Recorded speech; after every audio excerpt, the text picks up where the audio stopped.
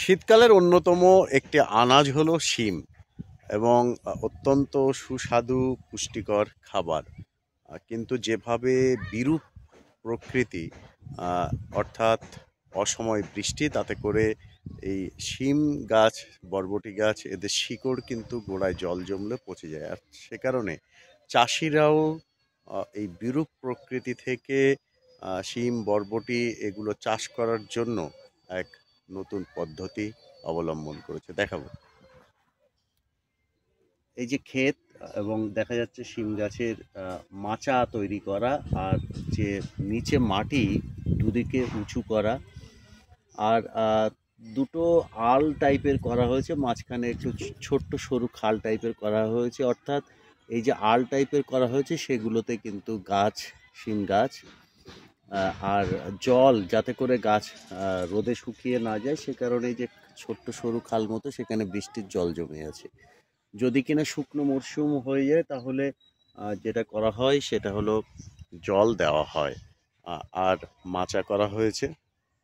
গোড়াটা কিন্তু ওইদিকে মোটা মোটা গোড়া, একসঙ্গে 3-4টে করে গাছ উঠেছে, আর এই মাচায় উঠেছে সেই শিম গাছ। দেখাবো কিভাবে কেমন শিমের ফলন কেমন। কিছুদিন আগে হওয়া বৃষ্টিতে কিন্তু মাটি ভিজে। এই যে শিম,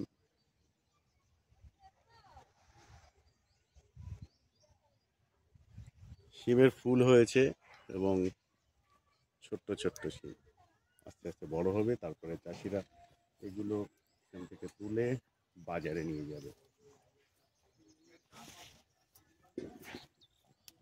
শিম গাছের পাতা হলুদ হয়েছে, অর্থাৎ মাকড়, পোকা বা অন্য কোনো ভাইরাস জনিত রোগে আক্রান্ত হয়েছে গাছ, তা দেখে বোঝা যাচ্ছে।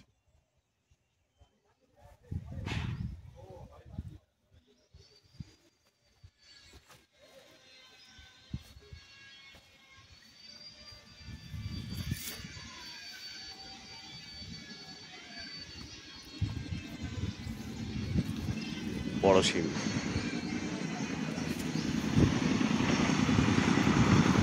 শিমের ফুল, ক্ষেত জুড়ে শিম গাছ।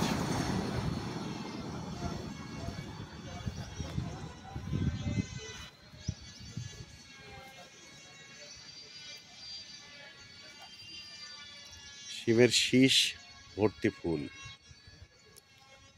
নভেম্বর, ডিসেম্বর, জানুয়ারি, ফেব্রুয়ারি, এই 4 মাস মূলত শিম পাওয়া যায়। শিমের সাথে অনেকে আবার চাল কুমড়ো লাগিয়ে থাকেন কৃষকরা। এই যে চাল কুমড়ো, না এটা মিষ্টি কুমড়ো,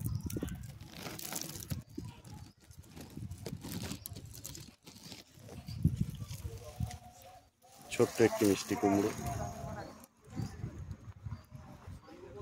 অর্থাৎ একসাথে শিম এবং মিষ্টি কুমড়ো চাষ হয়েছে এখানে, আর কোথাও কোথাও আবার চাল কুমড়ো চাষ করা হয়।